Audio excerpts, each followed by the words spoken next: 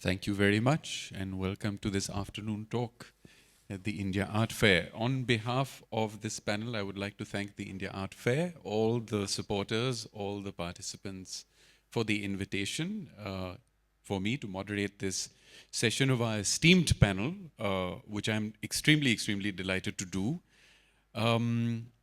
We have a lot of ground to cover, so I'll dive right in. The public mandates that all of you all of us have, are very clearly outlined in the incredible work that all of you are doing.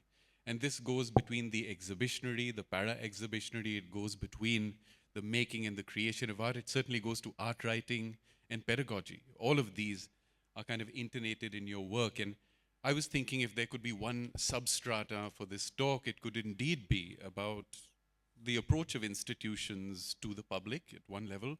But I was also thinking this is a wonderful opportunity for everyone who is gathered over here to have a more personal intonation to your approaches, whether it may be with the showcasing of art, whether it may be with your approaches that might have changed, something that might have changed with respect to your engagement with art and vis-a-vis the public. Now, usually I preface what I'm going to say with at least one specific experience. We have an ongoing exhibition at the Prince of Wales Chhatrapati Shivaji in Bombay, which is called Disobedient Subjects. We're talking about subjects that rise up against, of course, colonial powers that be. And what's interesting about that show for us is that it is seen largely through the perspective of women protesters almost 100 years ago. I think what we were made aware of, what we are certainly aware of, is that the public, through that exhibition, is neither quantifiable nor homogeneous. Right? That's a very important thing. However, they are both a generator and a recipient for the things that we do. And I think in that sphere, we are certainly looking at non-institutionalized, everyday storylines, right? Examining iconographies of activism, this certainly comes into play within that exhibition. But I was thinking why we do that is because we see different kinds of external and internal points of views being communicated, being shared. We see positionality as a very important, circumstance to engage with. And we certainly see the questions of public trust and accountability come into play, especially within the national institutions that we have. Now, one of the other sort of divergences I want to take here, especially with respect to this introduction, is the idea of using montage, the idea of juxtaposing experiences, all your various experiences. And I remember we did one publication, and the professor who had written in that publication talked about how rhizometry, how using different experiences like yours at this point of time can be an interesting way of understanding the crowded moment. Right? The moment of the crowd, where the crowd comes to the fore. Why is this important for us right now? And I suppose it is important because in so many respects, everyone on this panel is responsible for shaping public opinion over the past 2 or 3 decades, if not more. And I think what makes art happen, that question, whether it's about cultural modalities, whether it's about different spaces or milieus or different mindsets, sits at the very heart of this moment, which is an extremely, as we know, political moment, inflected with great political, differences and commonalities at the same time. But it also makes us think about the future of a practice. It makes us think about our commitments. It makes us think about how to foreground voices and collaborations. I know some of these subjects have already been talked about in some of the previous panels. So the public is not measurable, but it is fundamental. Right? Our viewing experience is a public act, but at the same time, it allows us not to think in normative ways about what we are showing, how the crowd is experienced in a screen, right, in the public, in reality. The abstract sharpness of the public online, also then the stable entity of the public as those who are here, right? People who are in the audience in front of us, going between not just the public as an aggregator, but a significant gauge for us to understand what is relevant, what is important right now. I'm saying this and I'm going to end with this is because we are at an extraordinary moment in time. I'm speaking usually from the context of India. Um, and in this context, we can also imagine how things are shifting.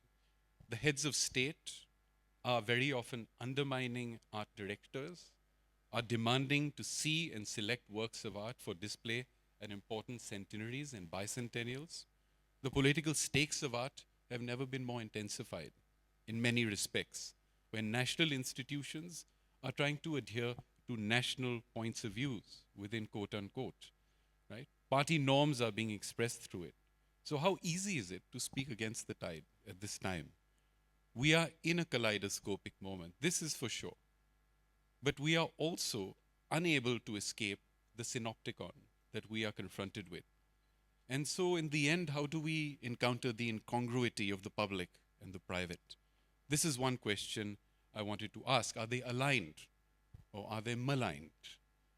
Is another point of view. So, my last few set of questions, and I realize we won't be able to address all of this, but I'll just pitch it there so that it can hover while all of the presentations are made, is that is the common ground of the public now split for an institution? Right? What has happened to institutions that are meant to create a bedrock from which public opinion can arise? Is that still very much the case in your experience? What are the challenges therein? Right? Where's the place? And Abhay, maybe you can respond to this whenever we come to you. What is the place of art journalism also today? How searing can it be? Right?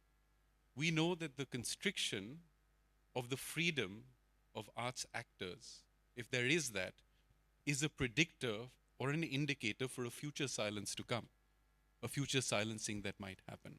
So how do we save ourselves from that moment of a silencing, I think? And so these are the challenges. And I think I was interested in understanding that in this crowd of users and producers today, where do our intentions lie? Where do they lie? Vis-a-vis your sort of initiatives, but also with respect to what you envision, what is coming next, the future of the institutions that you are making, the projects that are afoot, and of course, the publics that you want to address and bring in to the fore in the future. So with that, I'm going to open it out. If I may, Nora, we could begin with you. I want to sort of mention here that I too have just returned from the Al Ula Festival, which is an incredible festival, the opening of Desert X and the Arduna projects. And if you could speak to those initiatives, because on the one hand, a lot of the individuals who are here with us have not been there, but on the other hand, you're also creating a space that is looking at inviting new viewers, new audiences in the future. Thank you very much. And thank you for India Art Fair for welcoming us here today. I'm very happy to be here with you. Maybe I'll start with a bit of a brief, as you mentioned, about myself and what the team has worked on so far. So I'm Nora Aldabal. I'm a cultural strategist, and I've been working for most of my career in Saudi Arabia to build audience and develop cultural institutions. Most recently, for the past almost 7 years, I've been engaged in Al Ula project, which is a destination that holds 200,000 of human history. There is so much that the land has. There is so much of the landscape, the inscriptions there. You've got Dadanites, Lahyanites, and Nabateans who have lived in that area. And so with our role today, we want to make sure that we are building audience not only to understand the past, but also the future. And I think if we look at the topic of public spaces or public art, they're really spaces that probably a lot of them have held an opportunity for people to preserve what is there, to tell what is there. And mostly at a certain point it stops. So you go, you learn about history, you learn about the ancients who have participated in shaping that space. And so what's important in our projects, and really my personal belief, is how this is valid for the future. How is it relevant to be a space not only to preserve, which is quite important, but also to be a place for practice and a place for building. Probably with the last visit you've had, as you mentioned, we've just opened a couple of days ago the Al-Ula Arts Festival, which has a lot of programs, including one of which is Desert X Al-Ula, which gives an opportunity for artists to engage with nature and engage with the community. One of the artists I met yesterday here, Vibha Galhotra, who is also participating in Desert X Al-Ula. It gives an opportunity for an individual to look beyond the practice or the studio, but really have a conversation with the space and having a conversation with people around them, and to build an audience that dialogues with those three elements. Becomes, I believe, a personal engagement, a very spiritual one that you want to contribute almost to. So I think that's basically maybe a good brief. And Thank you very much. It sort of brings me to this idea, and Alessandra, if I may ask you to step in now, to the idea of the, if you can call it that, the civil contract of art. What is the civil contract of art? And looking at your work, which I think all of us have in one respect or the other, either by visiting the incredible exhibitions or reading the books that you have written, we are now, I suppose, at a point where we're thinking about, and I take this from something that you have said, is that, you know, the public allows us to also stay relevant. There are thresholds, you often mention this, there are thresholds that one must transgress and cross through exhibitionary practice and through bodies of work in order to really reach out to people who are out there, for artists, for archives, for histories, with respect to Asian art, certainly. But now we're speaking with respect to the Guggenheim Abu Dhabi and the new steps and new directions that are being forged. Bearing that in mind, can you speak to the subject? Are we showing slides? Yes. Whoever is handling those slides from wherever you are, please start them.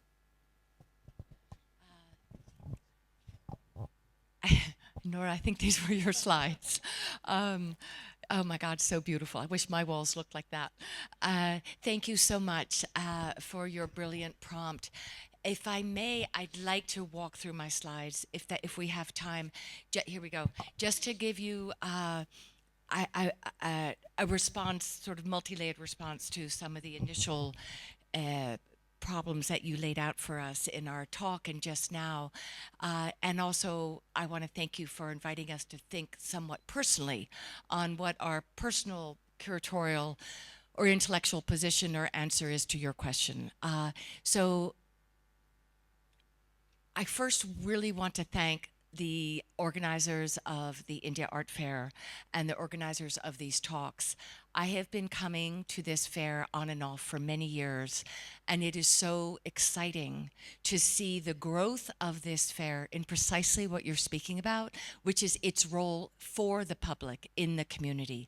And that public and that community is growing in radial ways and dimensional ways throughout the region, and I mean North Africa, West Asia, South Asia, East Asia, and repercussions across Europe and America too.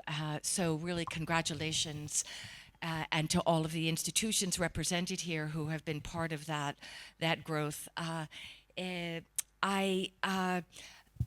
This is an exhibition that Jitish and I just opened this week at Bikaner House, And if we could have the next slide. And just 2 slides, I think for me, answer my personal question to what the public is. And that is, when I think of an exhibition and I think of a public, it's the artists. And here we have Jitish with his dear friend Atul visiting the exhibition, having a conversation. Artists who come to an exhibition, that exhibition becomes part of their DNA. That exhibition becomes part of their reference. They might react against it, they might think upon it, but how the artists, not only visual artists, change their thinking in response to the work that they are seeing and how it operates in their mind, that is going to generate culture. And why are we interested in publics? Because, and by the way, I really want to stress that we pluralize public. I think public is not a monolithic entity, and we need to start thinking and talking about it as publics. So one of the publics is the artist. And next, to me, the most important is students. So we had this wonderful group of students from the design university whom we spoke to, had extraordinary questions. To me, that's youth. To me, also, the other most important public is the youth, the generation that is going to, again, think about this, study it, learn it, read about it, and rewrite whatever history you thought you were writing. So those, to me, are 2 key, that wherever we are, whatever our platform might be, the creative community, your colleagues, and youth is extremely important, the students. Next, then I'm just going to really jump before I answer your question. I think we have been very burdened by this 19th century and early 20th century notion of the White Cube Museum, which really deprived what had been cultural experience writ large and writ in many dimensions of artistic experience. I'm thinking a festival, I'm thinking a church, I'm thinking a temple, I'm thinking, whether it's at court or whether it's in a rice field, it was a communal celebration that was loud, whose intention it was to make a shift in your state of mind being and make something communal happen. What you called the other day a collaboration in God making.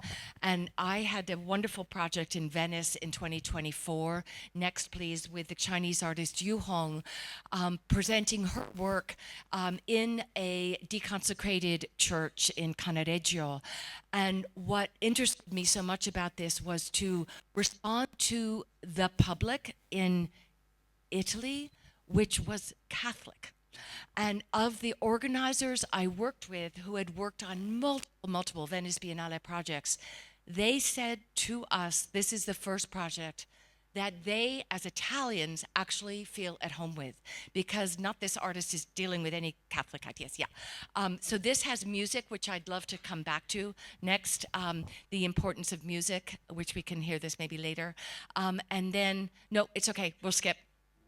And then a current show at the Guggenheim is Rashid Johnson, which also invited the public into the spaces 5 days a week to play the piano, to speak, to have poetry, to perform in the public space. That is really activation of the public.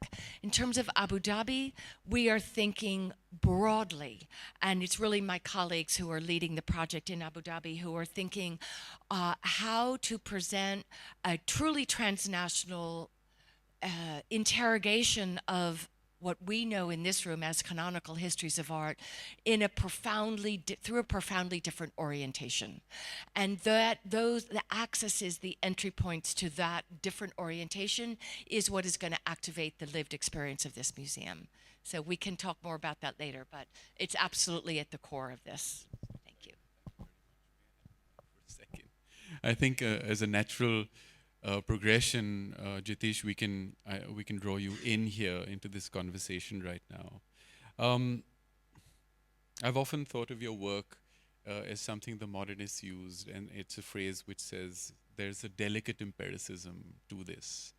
And I'm thinking of now the kind of sentient sense of permanence that lies in your work of an exceedingly transient world, right, at this moment in time.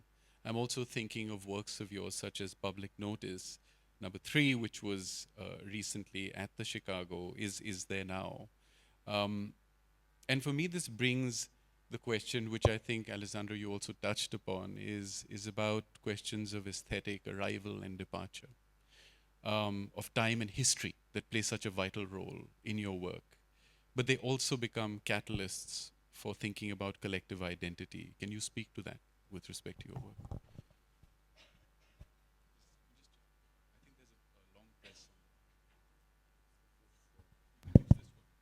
I think it's come on. Yeah. Uh, um, that's such an interesting question. I mean, I sort of want to travel backwards. I mean, firstly, this thought of, I think something that Alexandra planted onto our panel is the idea of the public being publics. And a thought that crossed my mind just when she said it was the fact that it actually then pluralizes the noun. But I also had this thought that it's also a verb, right? The public. Because the public eventually is not an entity, it's an event which happens as an emergent property of the arrival of individuals. And I think I was actually thinking through some of the opening remarks you made, where the texture and tone of that word you were trying to sort of open out. And I think I just want to sort of put the idea of the verb into that noun, because publics happen, they do not exist, you know, and it's an emergent phenomenon of our bodies arriving in a certain place.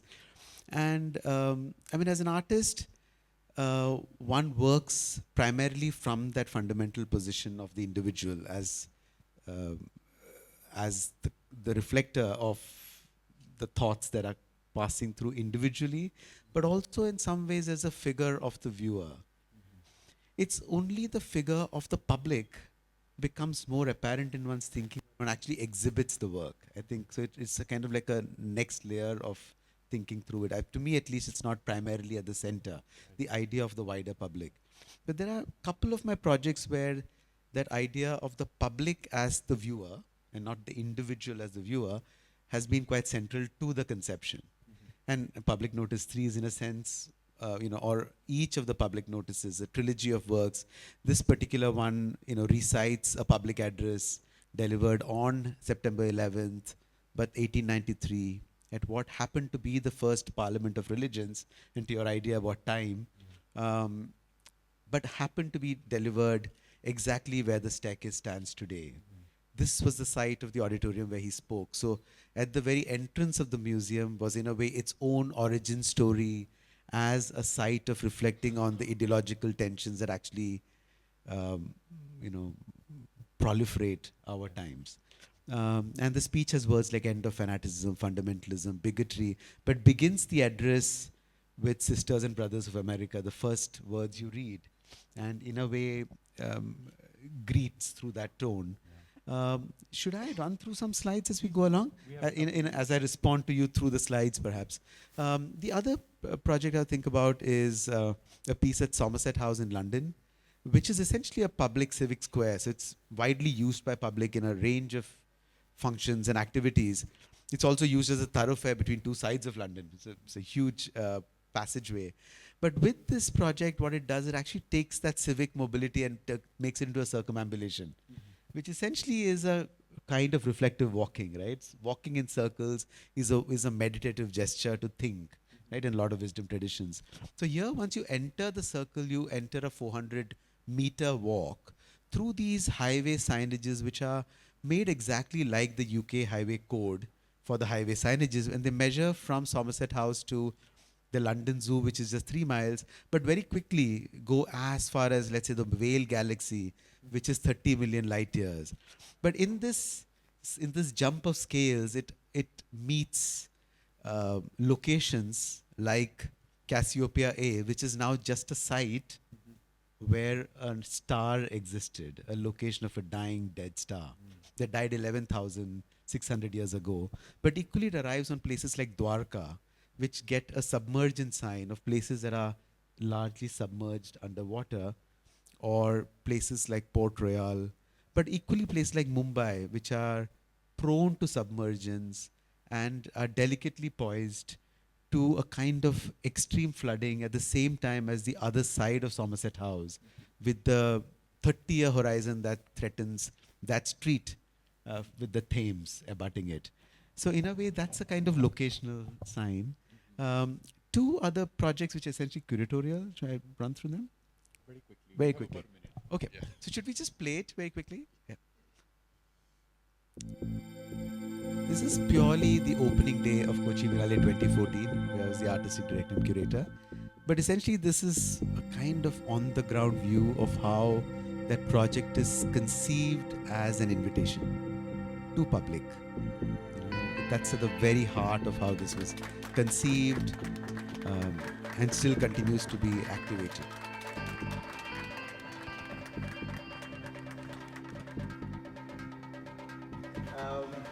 Well, I won't speak too much about the biennial right now. It's right behind us. Close and to I think it's 500,000 best to 1 million viewed, people and come at to this 4:30 in the project. afternoon tomorrow, And we'll converge people again return to again and speak again to about see some of it. this and be in dialogue. And I mean, every gesture that's made from the Kochi-Biennale office is mindful of that. I mean, edition after edition, that's been its kind of genetic code, you know. We are blessed by the kind of location that the audience in Kerala has that desire for art. Right. And that has, I think, helped it to travel across the world. So we have, you know, a wide viewership. And we could possibly even jump to the next image. Yeah.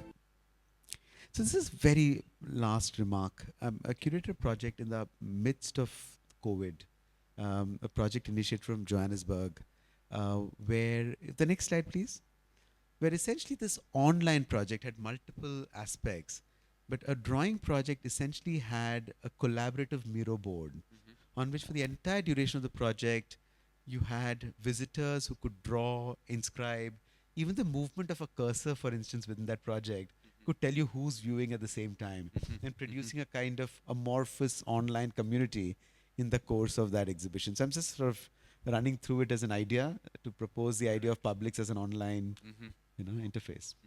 Thank you. Thank you very, very much. It sort of also brings to light the challenges that institutions might have in creating, right, approachable works in the future that can speak across time, that can speak across audiences as well. I mean, how do you transmit what is being thought of and experienced today to future generations, but also bearing in mind that we carry history with us, that time is there to be a constant reflector. And I think in this respect, Deepanjana, if I might bring you in, huge initiative at securing and collecting KNMA, with the KNMA, enormous mandates for public engagements right there. Tell us about the positioning of art for you as a public initiative today. Well, I've been given 5 minutes, so I'm going to try and make it quick because the task is so enormous, how we engage with the public and where we engage with the public. So I've written something, put my thoughts together to be efficient. So I'll read a little bit of that and then we can open up to any discussion. So KNMA bridges institutional collection building with radical public accessibility, using global public spaces to bring Indian contemporary art into every encounters while building infrastructure in India for sustained public engagement. Museums can't wait for publics to come to them. We must meet people where they are. So in our case, it's not just in India. It could be Central Park in New York, Yorkshire Park in England. Sorry, can you use this mic? I think there might be some disturbance. Is this better? Much better. Thank you. So I was saying museums can't wait for publics to come to them. We must meet people where they are. It could be Central Park in New York, Yorkshire Park in UK, or Brooklyn Bridge Park, again, my hometown. And then build the infrastructure back home in India to sustain that, whatever we can bring from there, that engagement for generations here as well as there.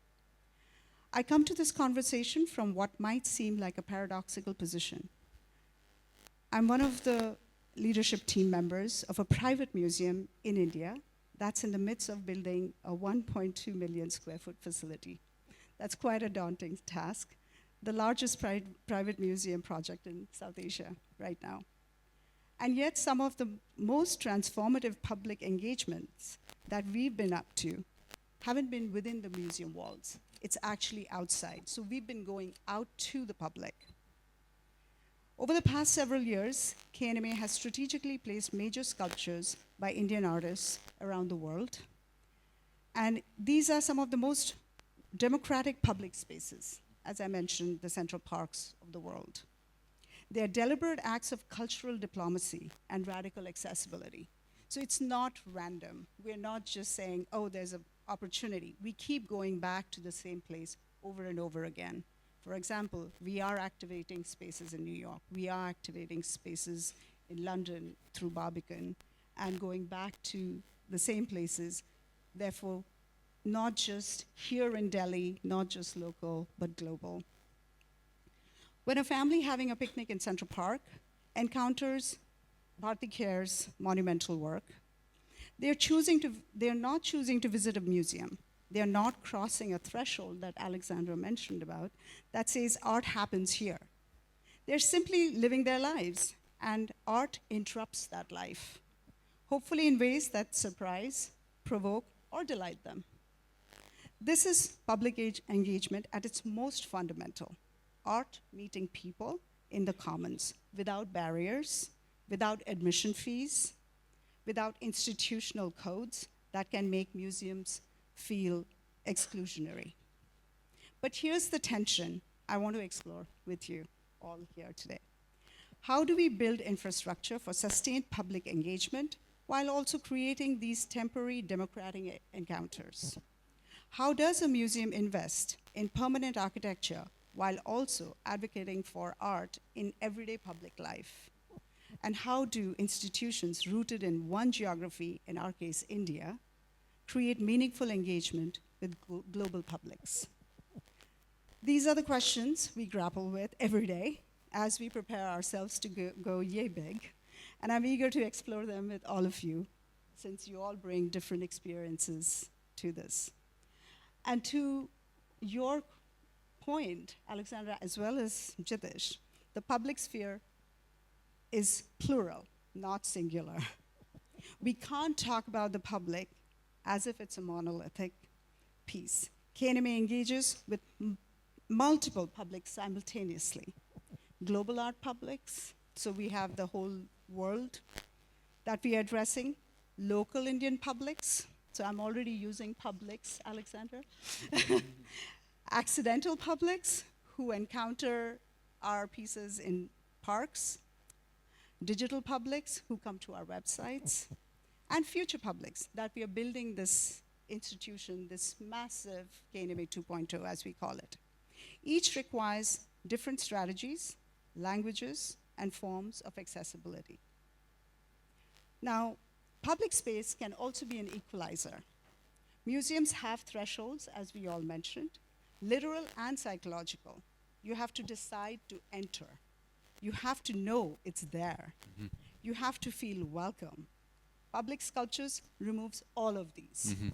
So that is why we have actually been focusing a lot on bringing these pieces to various public spaces, because all inhibitions are gone. Mm-hmm. You accidentally come upon them and interact with them. Right. When Huma Baba's work was at Brooklyn Bridge Park, it was seen by joggers, tourists, local residents, people commuting to work. No one had to opt in to an art experience. The work simply existed in a shared space. And we can continue speaking about this. In fact, we have Huma Baba. And with that, I'll hand it over back to you. Thank you very, very much, Deepanjana. And I think it also brings to the fore the idea of the creation of opinion, right? The coming of criticism, also at the heart of what all of this cultural production is about. How does one engage with that?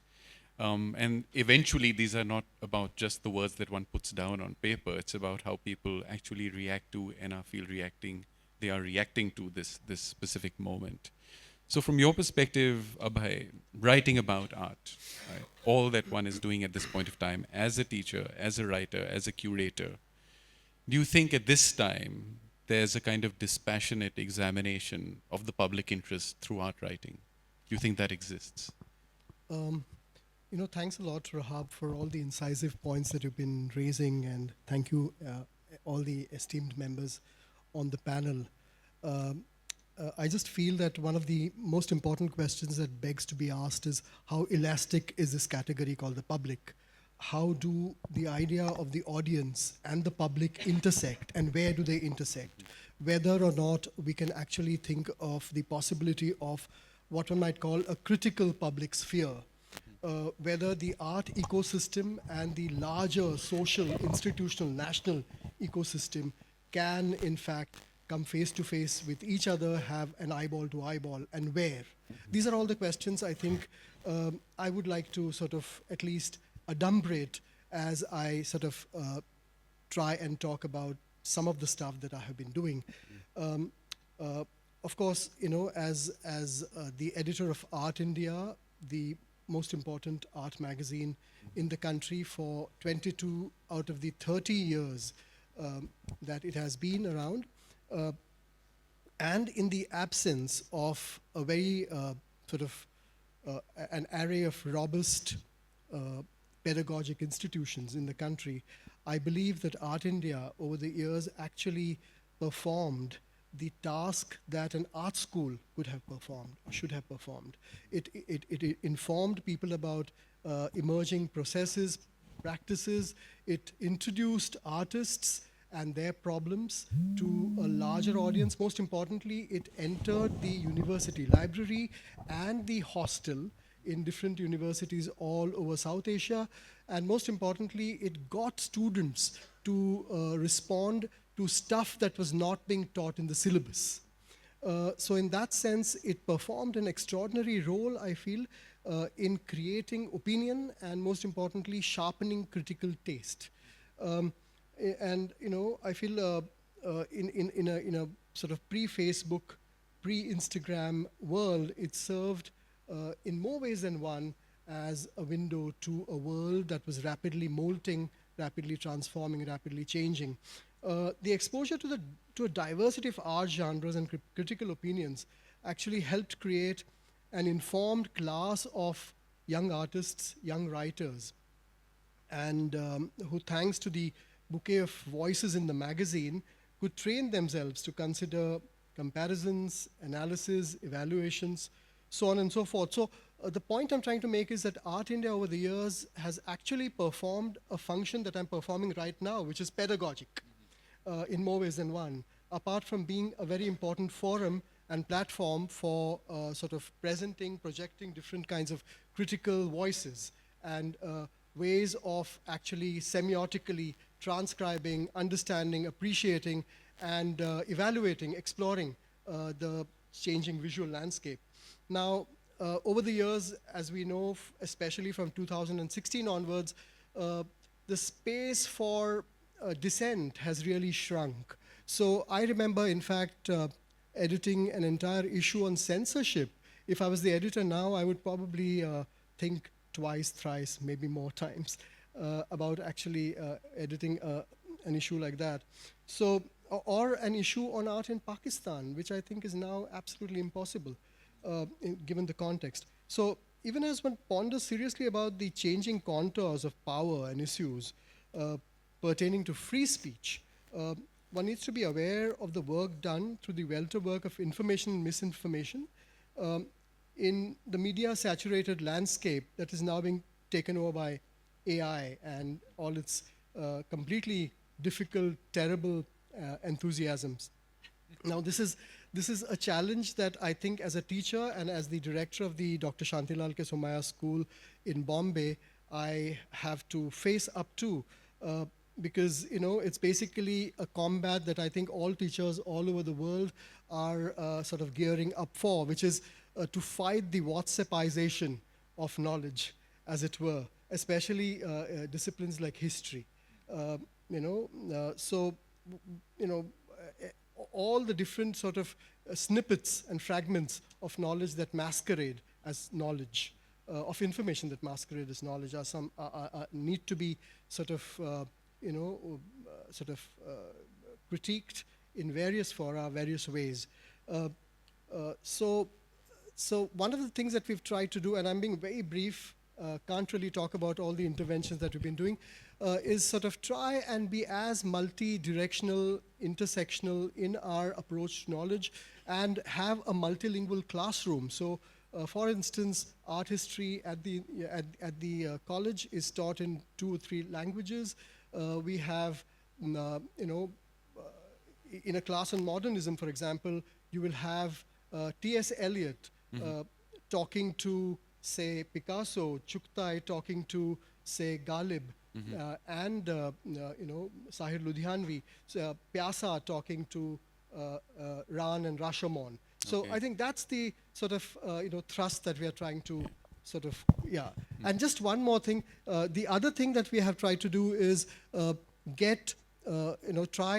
of start a residency. I think Charlene is here, Siddharth, Natasha, and Alkazi have come together to create something called Immerse, which has been around for the last 4 or 5 years. And the idea is to actually sort of bring the rural peripheries of India to the metropolis. Thank you. Thank you very, very much.